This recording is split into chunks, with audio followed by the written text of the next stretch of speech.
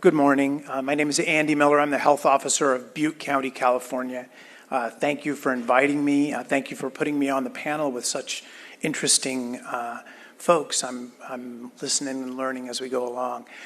My hope here today is to talk in a little more detail about a single event. I think Lillian did a great job of talking about the big picture, and I'm going to talk about one event. And that event was large enough that the time I have will really only talk about two aspects of public health response, and that will be helping with evacuation and sheltering. Our communities are still going through recovery and still trying to digest and understand what the long-term effects of the Camp Fire will be. So I'll spend my time with those first two. So Butte County is 225,000 people in Northern California. We consider ourselves kind of a middle-sized county. We're neither urban nor rural. We have a little bit of both. The darker red is farmland, open space. The lighter, green. The lighter green is mostly forest and trees. We have a few cities. You see Paradise somewhere in the middle, or at least where Paradise was. Paradise was a town of 26,000 people. Above that, you see Magalia. That was 11,000 people. Another town of Concow was also completely destroyed. The largest city is Chico. The fire burned into the outskirts of Chico. That's about 85,000 people pre-fire, over 100,000 people post-fire. And then you can also see a little lake here, which actually is quite a large lake. It's created by the largest earthen dam in the United States. That's Oroville Dam, and you may remember from February of 2017 that dam was in threat of imminent failure, which led to the evacuation of 188,000 people downstream from that. So our county got to deal with that one as well. It sounds like they brought people to have long, sad stories of having to respond to disasters. Paradise was only about 10% of the county's population, but it was a retirement community with many elderly folks. It had 25% of the county's skilled nursing facilities and long-term care facilities. It had one acute care hospital with 100 beds that was destroyed. This is the burn scar from the fire. It started in a town of Pulga. It burned over about 12 hours all the way to Highway 99, which you might see at the lower left. So in 12 hours, almost all of that damage was done. It did burn for a couple more days north and south, leading to some other evacuations and the potential for us to have to evacuate our emergency operations center in the town of Oroville, but that was not necessary. This gives you an idea superimposed on the city of Philadelphia about the size and the city of New York. East to west, going from JFK pretty much over to Newark. So that kind of gives people who aren't familiar with the size about how large that area was. Unfortunately, it was the most destructive fire in California's history, with more homes lost and more lives lost. The number of lives lost is now at 87, and those are only those directly lost from the fire. Of course, as you know, from things like Hurricane Maria, loss of power and moving of populations leads to many other losses that we don't easily capture.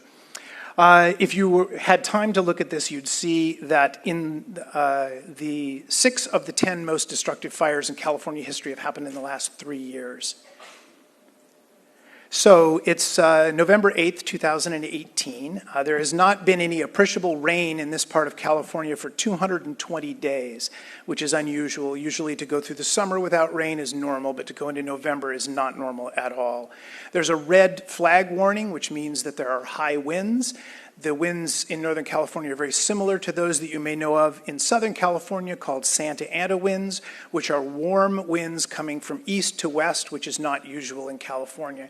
They're often associated with large fires and fast-moving fires. So at about 6:40 in the morning, those winds knocked down a power line up near the top, and the winds quickly whipped up this fire, and it was moving through most of the day. It was estimated to be a football field a second. So this picture was taken by NASA's Landsat 8 satellite at about 10:45 in the morning, at exactly 10:45 in the morning. So this is 4 hours into the fire. And it's hard for you to tell. You can see a populated area. That's the town of Chico. Magalia, Concow are already gone. Paradise is on fire now. The hospital has already been evacuated. And again, this is 4 hours into the event.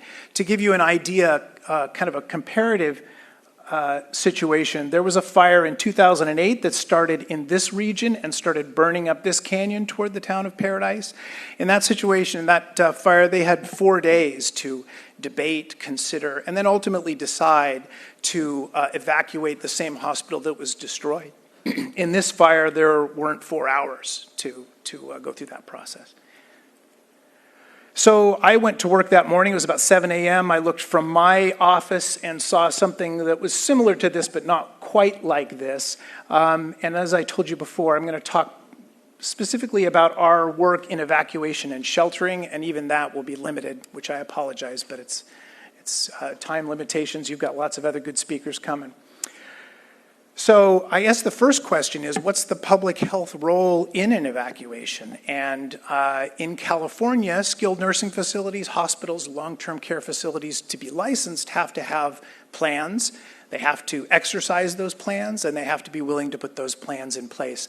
But we know from having had, I think, now 6 declared disasters in the last 3 years, either state, excuse me, or federal, and having large-scale evacuations, that they really are going to struggle to do this.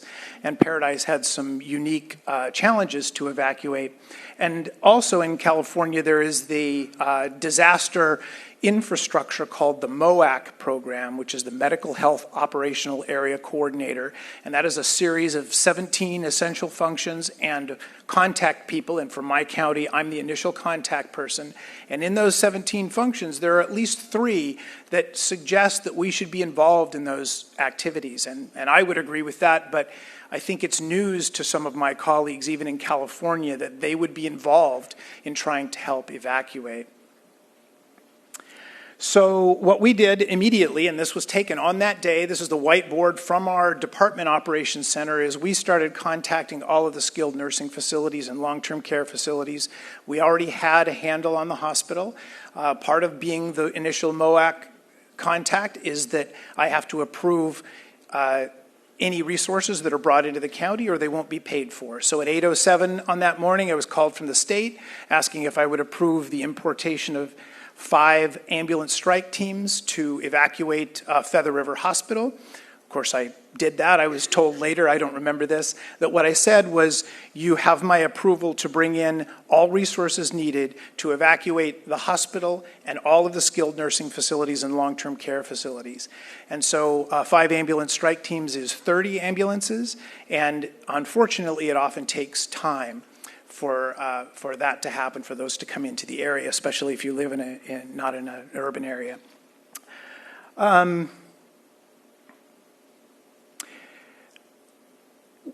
At the same time that was happening, the staff was putting this list together, and we'd done this in a previous fire that never burned a single structure, so we'd had a trial run at this. We contacted all these facilities, and if you could read this, which you probably can't, it has each of the facilities, where it's located, how many beds, how many people are actually there, what their status is. And so very quickly, and hard for you to see, but there were 5 here that basically said, we can't get out, we can't do anything, we're going to shelter in place. And so I called through the state and asked for those ambulance strike teams to be deployed to these facilities to try to get these people out. And about 3 minutes later, I received a call back saying that local ambulances evacuating the hospital had been burned over, and,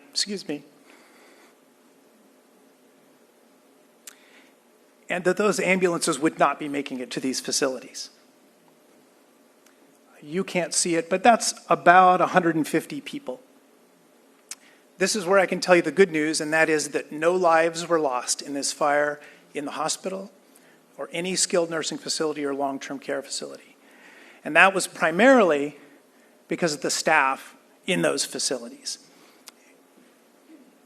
I wanted to mention before I show some of those facilities, this is a GIS system nearest to me that the California Department of Public Health Licensing and Certification has put together. This is an extremely valuable tool in a disaster. I can take the outline of a fire, I can map what's in that facility, I can get contact information, I can get bed information, and we've used this 4 times now during evacuations that were 0 to 100 mile an hour, like one moment everything's fine, the next moment everybody has to go.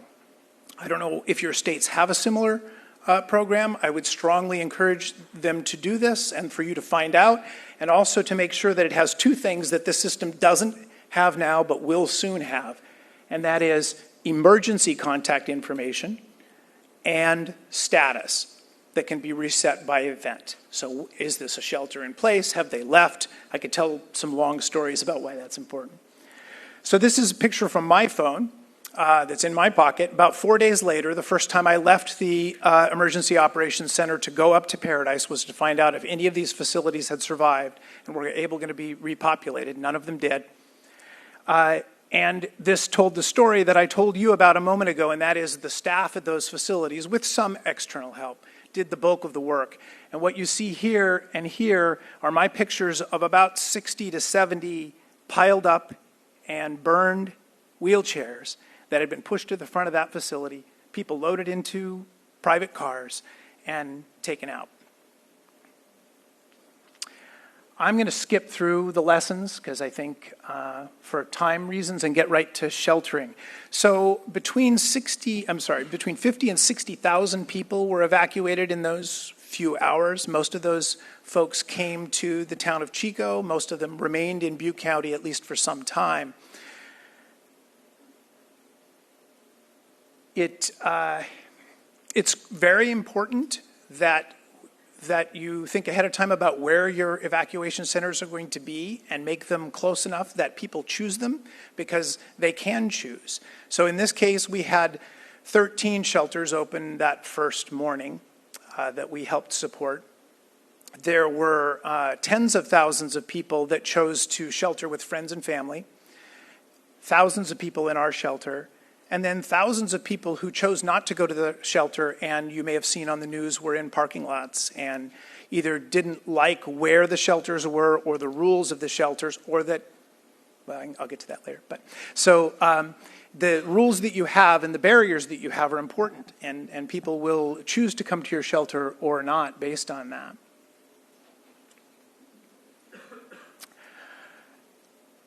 I hear a lot and go to lots of meetings about taking care of folks with access and functional needs in shelters, which are important meetings and useful. The truth of the matter, based on our numerous now sheltering experiences, almost everyone in the shelter are access and functional needs people. If you have means or transportation or money, you don't stay in a congregate shelter. Those people move on very quickly. So what you're left with are extremely high risk, either medically or socioeconomic folks. And in this case, this was a quick chart review done just in recent months that is not complete yet, that shows that the average age is in the high 60s, low 70s in the shelters. One of the other things that we've been trying to do is look through all of our medical charts, because we created them, and try to find out what people were there for. And overwhelmingly, they're there for medication refills. And the other thing that I see a lot is this idea that you have shelters that are general population shelters, then you have a medical shelter, and then you have the hospitals. And the hope is that most people are in the general population shelter, and the Red Cross might be able to run those and have their nurse there. And the medical shelter has people of a higher acuity, and those that are too high need to go on to the hospital. In my experience, it can be the tail wagging the dog here, where the hospital is so busy that they can't get to these people. And your medical shelter has to take care of higher acuity people. We were doing IVs for people that had norovirus in our medical shelter, which was uncomfortable for some, but necessary. And the general population shelter was full of medical needs. And we had medical in every single one of those, because we could not do it. It wasn't working, and we had to have medical in all those. The Red Cross, I wouldn't want to do it without them, but they cannot do it without us.